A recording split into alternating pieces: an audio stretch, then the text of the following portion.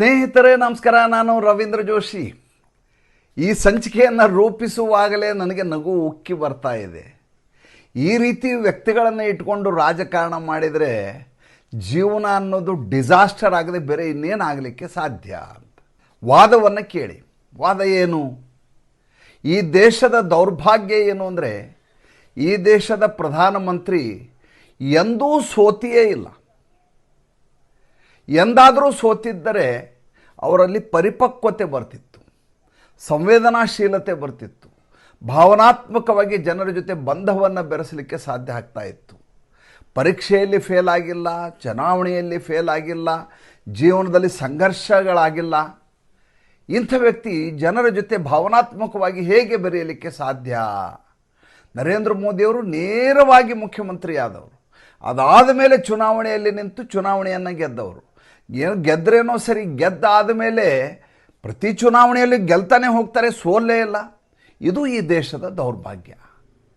ಈ ರೀತಿ ವಾದವನ್ನು ಯಾರಾದರೂ ಮಂಡನೆ ಮಾಡಲಿಕ್ಕೆ ಸಾಧ್ಯವಾ? ಈತನ ಹೆಸರು ಪವನ್ ಖೇರಾ. ಈ ಪವನ್ ಖೇರಾ ರಾಹುಲ್ ಗಾಂಧಿಯ ಥಿಂಕ್ ಟ್ಯಾಂಕ್ನ ದಿಗ್ಗಜ ಆಯ್ತು. ಈಗ ಒಂದು 4-5 ಜನ ಇದ್ದಾರೆ, ಅದರಲ್ಲಿ ಈತನೂ ಒಬ್ಬ. ನಿಮ್ಗೆ ಗೊತ್ತು, ಕರ್ನಾಟಕ ದಮನಕಗಳಿದ್ದಾರೆ. ಒಂದು ಕಡೆ KC ವೇಣುಗೋಪಾಲು, ಮತ್ತೊಂದು ಕಡೆ ಜಯರಾಮ್ ರಮೇಶು. ಅದನ್ನು ಬಿಟ್ಟರೆ ಪವನ್ ಖೇರಾ ಈಗ ಅತಿ ಹೆಚ್ಚು ಸುದ್ದಿಯಲ್ಲಿರುವ, ಅತಿ ಹೆಚ್ಚು ಜನಪ್ರಿಯ ಆಗ್ತಾ ಇರೋ ಕಾಂಗ್ರೆಸ್ ಪಾಳೆಯದಲ್ಲಿ, ಮತ್ತು ನೇರವಾಗಿ ರಾಹುಲ್ ಗಾಂಧಿ ಅವರ ಕಿವಿ, ಕಣ್ಣು, ಮೂಗು ಯಾರಾದರೂ ಆಗಬಹುದಾದಂಥ ವ್ಯಕ್ತಿ ಆದರೆ ಈ ಪವನ್ ಖೇರಾ. ಪವನ್ ಖೇರಾ ಒಂದು ಮಾಧ್ಯಮದ ಸಂದರ್ಶನದಲ್ಲಿ ಕೂತಿದ್ದಾರೆ.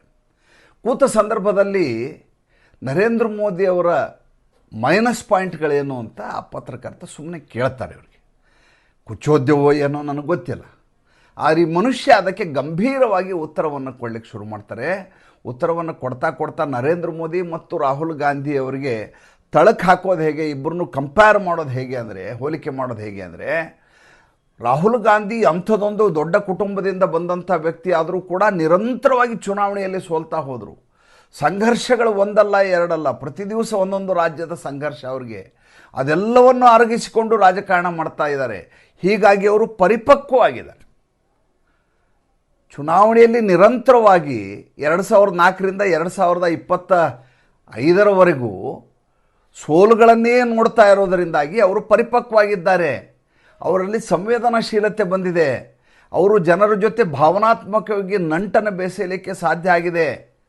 ನರೇಂದ್ರ ಮೋದಿಗೆ ಇದು ಯಾವುದೂ ಇಲ್ಲ. ಯಾಕೆಂದರೆ ಅವರು ಗೆಲ್ತಾನೆ ಬಂದಿದ್ದಾರೆ. ಅವರು ಸೋತಿದ್ರೆ, ನರೇಂದ್ರ ಮೋದಿ ಸೋತಿದ್ರೆ ಪಕ್ವ ಆಗ್ತಾಯಿದ್ರು. ಅವರು ಸೋತಿಲ್ಲ, ಆದ್ದರಿಂದ ಸರಿಯಿಲ್ಲ ಇದು. ಈ ರೀತಿ ವಾದವನ್ನು ಪಕ್ಕದಲ್ಲಿರುವಂಥ ಒಂದು ಕೋತಿಗೆ ಹೇಳ್ಕೊಟ್ಬಿಟ್ರೆ ಅದು ಎಣ್ಣೆ ಕುಡಿದ ಕೋತಿಯ ಥರ ಆಡ್ಲಿಕ್ಕೆ ಶುರು ಮಾಡುತ್ತೋ ಮಾಡಲ್ವೋ ನೀವು ಹೇಳಿ. ಇವತ್ತಾಗಿರೋದು ಈ ದೇಶದಲ್ಲಿ ಇದೇ ಸಮಸ್ಯೆ.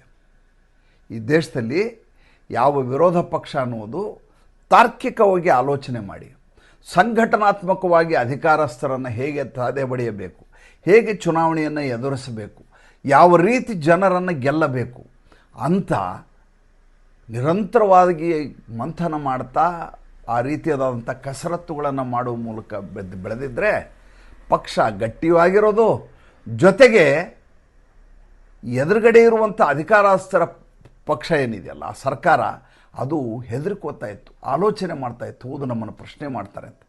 ಈಗ ಮಾಡ್ತಾ ಇರುವಂಥ ಪ್ರಶ್ನೆಗಳು ಈ ರೀತಿಯಾದಂಥ ಪ್ರಶ್ನೆಗಳು. ಈ ಪವನ್ ಖೇರಾ ಅವನ ಜೀವನದ ಗುರಿಯೇ ತಾನೊಬ್ಬ ರಾಜ್ಯಸಭಾ ಸದಸ್ಯನಾಗಬೇಕು. ಆ ರಾಜ್ಯಸಭಾ ಸದಸ್ಯನಾಗಬೇಕು ಅಂದರೆ ರಾಹುಲ್ ಗಾಂಧಿಯ ಕೃಪಾ ಕಟಾಕ್ಷ ಬೇಕು. ಕಳೆದ ಬಾರಿ ಈತ ಮತ್ತು ಸುಪ್ರಿಯಾ ಶ್ರೀನಾಥ್ ಇಬ್ಬರು ಇನ್ನಿಲ್ಲದ ಹಾಗೆ ರಾಜ್ಯಸಭಾ ಸದಸ್ಯತ್ವಕ್ಕಾಗಿ ಪೈಪೋಟಿ ನಡೆಸಿದರು. ಇಬ್ಬರಿಗೂ ರಾಜ್ಯಸಭಾ ಸದಸ್ಯತ್ವ ಸಿಗಲಿಲ್ಲ. ಅದರ ಹಿಂದೆ ಸುಪ್ರಿಯಾ ಶ್ರೀನಾಥ್ ಚುನಾವಣೆಗೆ ನಿಂತು ಹೀನಾಯವಾಗಿ ಸೋತಾಗಿ ಹೋಗಿತ್ತು. ಆಕೆಯನ್ನು ಸೋಷಿಯಲ್ ಮೀಡಿಯಾ ಹೆಡ್ ಮಾಡಲಾಯಿತು. ಸೋಷಿಯಲ್ ಮೀಡಿಯಾ ಹೆಡ್ ಮಾಡಿದ ಮೇಲೆ ಈಕೆಯ ಘನಂದಾರಿ ಕೆಲಸ ಏನೊಂದು, ಸುಪ್ರಿಯಾ ಶ್ರೀನಾಥ್ದು ಯಾವುದಾದ್ರೂ ಚರ್ಚೆಗೆ ಹೋದರೆ, ಪ್ಯಾನಲ್ ಡಿಸ್ಕಷನ್ಗೆ ಹೋದರೆ ಬಾಯಿಗೆ ಬಂದ ಹಾಗೆ ಎದುರುಗಡೆ ಇರೋರನ್ನ ಬೈತಾಗಿ ಕೂತ್ಕೊಳ್ಳೋದು, ಎದುರುಗಡೆ ಇರುವವರ ಮಾತನ್ನು ಕೇಳಿಸ್ಕೊಳ್ಳದೆ ಇರೋದು, ಜೊತೆಗೆ ಸುಳ್ಳು ಸುದ್ದಿಗಳನ್ನು ಟ್ವೀಟ್ ಮಾಡಿ ಎಲ್ಲ ಕಡೆ ಹಂಚೋದು.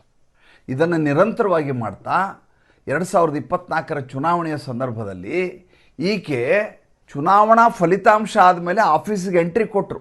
ಎಲ್ಲ ಸೋಷಿಯಲ್ ಮೀಡಿಯಾದ ಕೆಲಸ ಮಾಡುವಂಥ ಹುಡುಗರು ಇರ್ತಾರಲ್ಲ, ಈ ಡಿಜಿಟಲ್ ಮೀಡಿಯಾದಲ್ಲಿ ಹ್ಯಾಂಡಲ್ ಮಾಡಲಿಕ್ಕೆ ಸಾಫ್ಟ್ವೇರ್ ಇಂಜಿನಿಯರ್ ಥರದ ಯುವಕರನ್ನ ಇಟ್ಕೊಂಡಿರುತ್ತೆ. ಯುವಕರು ಯುವತಿಯರು ಇರ್ತಾರೆ, 150-200 ಜನ ಸ್ಟಾಫ್ಗಳಿರ್ತಾರೆ. ಅವರೆಲ್ಲ ಬೆಳಗ್ಗೆ ಅದರ ಡಿಸೈನ್ ಮಾಡೋದು, ಟ್ವಿಟರ್ ಹ್ಯಾಂಡ್ಲಿಗೆ ಹಾಕೋದು, ಫೇಸ್ಬುಕ್ಗೆ ಹಾಕೋದು, ಇನ್ಸ್ಟಾಗ್ರಾಮ್ ಹಾಕೋದು, ಬೇರೆ ಬೇರೆ ಮಾಧ್ಯಮದಲ್ಲಿ ಅದನ್ನು ವೈರಲ್ ಮಾಡುವ ಕೆಲಸ ಮಾಡಲಿಕ್ಕೆ ಸಿಬ್ಬಂದಿ ವರ್ಗ ಇರ್ತಾರೆ. ಅವರಿಗೆ ತಿಂಗಳ ಸಂಬಳದಲ್ಲಿಯೋ ಕಾಂಟ್ರಾಕ್ಟ್ನಲ್ಲಿ ತೊಗೊಳ್ಳಲಾಗಿರುತ್ತೆ.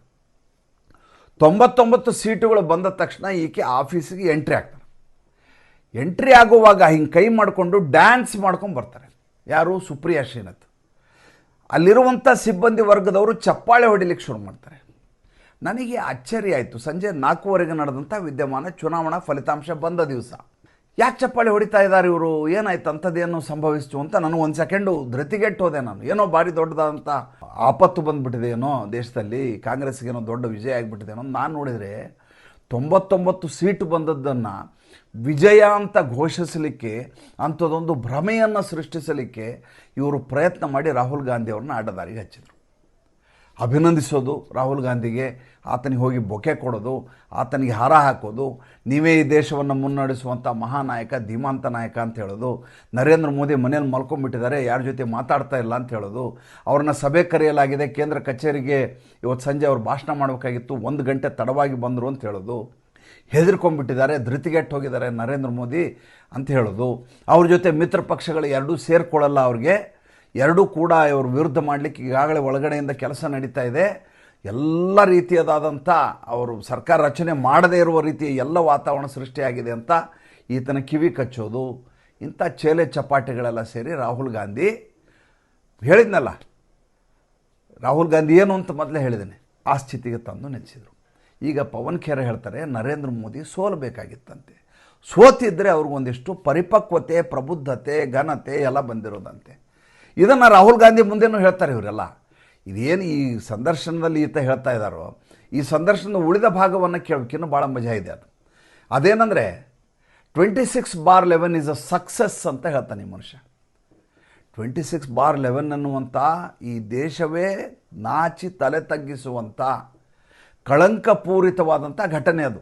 ನಮ್ಮ ದೇಶದ ಭದ್ರತಾ ವ್ಯವಸ್ಥೆ ಸರಿಯಿಲ್ಲ, ನಮ್ಮ ಬೇಹುಗಾರಿಕೆ ಕೆಲಸ ಮಾಡ್ತಾ ಇಲ್ಲ, ನಾವು ಉಗ್ರರನ್ನ 72 ಗಂಟೆಗಳ ಕಾಲ ಇಟ್ಕೊಂಡ್ರೂ ಕೂಡ ಅವ್ರಿಗೇನು ಮಾಡಲಿಕ್ಕಾಗಲಿಲ್ಲ, ಅದಾದಮೇಲೆ ನಾವು ಪಾಕಿಸ್ತಾನದ ಮೇಲೆ ಪ್ರತೀಕಾರವನ್ನು ತೀರಿಸ್ಕೊಳ್ಳಿಲ್ಲ, ಅದಾದ ಮೇಲೂ ನಿಮ್ಮ ಜೊತೆ ಮಾತುಕತೆ ನಡೆಸೋಣ ಅಂತ ಕೈ ಜೋಡಿಸಿದ್ವಿ ಅಂತ ವಿದ್ಯಮಾನ ಆದಂಥ 26/11 ಈ ದೇಶದ ಗೇಟ್ವೇ ಆಫ್ ಇಂಡಿಯಾ ಇರುವಂಥ ತಾಜ್ ಹೋಟೆಲ್ ಮೇಲೆ ದಾಳಿ ಮಾಡಿದಂಥ ಪ್ರಕರಣ, ಅದನ್ನು ಎದುರಿಸಿದ್ದು ಸಕ್ಸಸ್ ಅಂತ ಈ ಪವನ್ ಖೇರೆ ಹೇಳ್ತಾರೆ.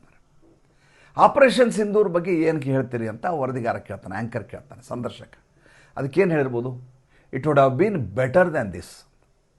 ಎಂಥ ವಿಚಿತ್ರ ನೋಡಿ. ಆಪರೇಷನ್ ಸಿಂಧೂರ್ ಇನ್ನೂ ಚೆನ್ನಾಗಿ ಮಾಡ್ಬೋದಿತ್ತಂತೆ. ಇವರ ಸರ್ಕಾರದಲ್ಲಿ ನಿರಂತರವಾಗಿ ಸರಣಿ ಬಾಂಬ್ ಸ್ಫೋಟಗಳು ಕಂಡ ಕಡೆ ದೇಶಾದ್ಯಂತ, ಮಥುರಾ, ಕಾಶಿ, ದಿಲ್ಲಿ ಎಲ್ಲ ಕಡೆ ನಡೆದರೂ ಕೂಡ ಪಾಕಿಸ್ತಾನದ ಮೇಲೆ ಕ್ರಮವನ್ನೇ ಕೈಗೊಳ್ಳಿಲ್ಲ. ಇದನ್ನು ಅಂತಾರಾಷ್ಟ್ರೀಯ ಮಟ್ಟಕ್ಕೆ ತೆಗೆದುಕೊಂಡು ಹೋಗ್ತೀವಿ ಅಂತ ವಿಶ್ವಸಂಸ್ಥೆಗೆ ಹೋಗಿ ಹೇಳೋದು, ಪಾಕಿಸ್ತಾನದ ಜೊತೆ ಮಾತುಕತೆ ನಡೆಸೋದು, ಇದು ಇವರ ವಿದೇಶಾಂಗ ನೀತಿ. ನರೇಂದ್ರ ಮೋದಿ ಪಹಲ್ಗಾಮ್ನಲ್ಲಿ ಆದ ದುರಂತ ಆದ ದಿವಸವೇ ಮಿಟ್ಟಿಮೆ ಮಿಲಾದುಂಗ ಅಂತ ಹೇಳಿದಂಥ ವ್ಯಕ್ತಿ ಮಾಡಿದಂಥ ಕಾರ್ಯಾಚರಣೆಯನ್ನು ಇಸ್ರೇಲ್ನಿಂದ ಹಿಡಿದು ಎಲ್ಲ ಜಗತ್ತಿನ ರಾಷ್ಟ್ರಗಳು ಕೊಂಡಾಡಿದಾವೆ, ತಬ್ಬಿಬ್ಬಾಗಿದ್ದಾವೆ.